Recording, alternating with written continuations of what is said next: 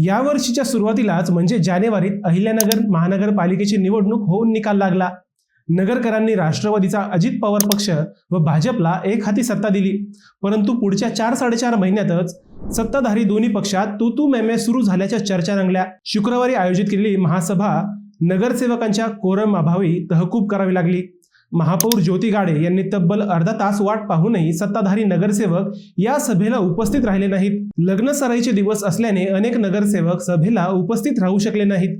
तसेच पालकमंत्री डॉक्टर राधाकृष्ण विखे पाटील यांच्या शहरात कार्यक्रम असल्याने भाजपचे अनेक नगरसेवक सभेला गैरहजर राहिले। त्यामुळे आवश्यक गणसंख्या पूर्ण न झाल्याने सभा तहकूब करण्यात आल्याचे प्रशासनाकडून सांगण्यात आले। मात्र याच विषयावर सत्ताधारी व विरोधकांनी वेगवेगळी कारणे सांगितल्याने चर्चा वाढल्या। विरोधकांनी तर सत्ताधाऱ्यांमधील कोल्ड वॉरवरच बोट ठेवलं। महानगरपालिकेच्या इतिहासात पहिल्यांदा बहुमतात मिळालेल्या सत्तेनंतरही सभा तहकूब होण्याची ही पहिलीच वेळ ठरली। ही सभा तहकूब होण्यामागं खरं कारण काय आणि चर्चा काय, हाच विषय आज आपण समजून घेऊयात। नमस्कार, मी अजय आणि आपण पाहत आहात अहिल्यानगर लाईव्ह 24, नगरी राजकारणाचं परफेक्ट अनालिसिस। महानगरपालिका निवडणुकीचा निकाल 16 जानेवारीला लागला। या निवडणुकीत 65 पैकी 57 नगरसेवक राष्ट्रवादी अजित पवार पक्ष व भाजपचे निवडून आले। इतिहासात पहिल्यांदा स्पष्ट बहुमतात सत्ता स्थापन झाली, परंतु याच नगरसेवकांच्या समन्वयाला तडा गेल्याचे शुक्रवारी नगरकरांना दिसले। महापालिकेची महासभा शुक्रवारी आयोजित करण्यात आली होती।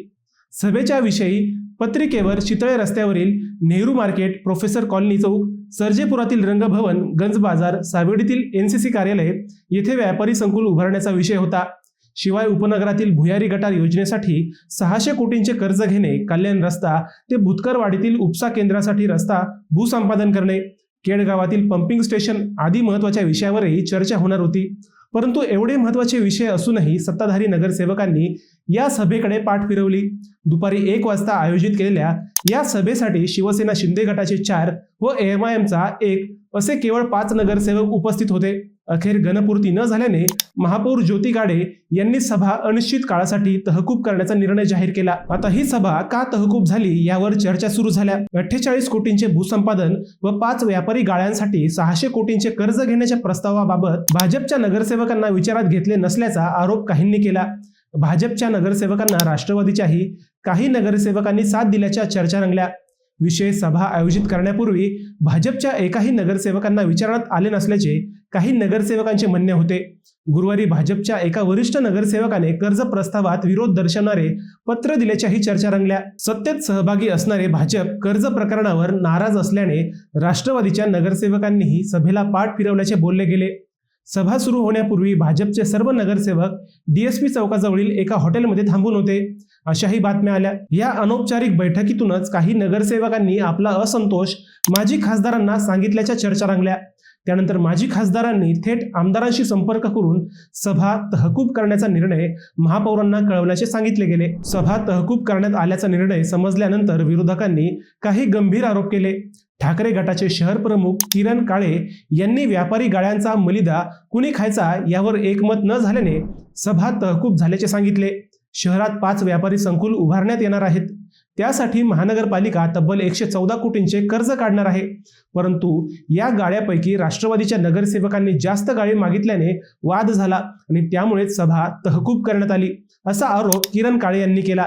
तर विषय पत्रिकेतील 17, 20 आणि 22 हे विषय अत्यंत वादग्रस्त होते।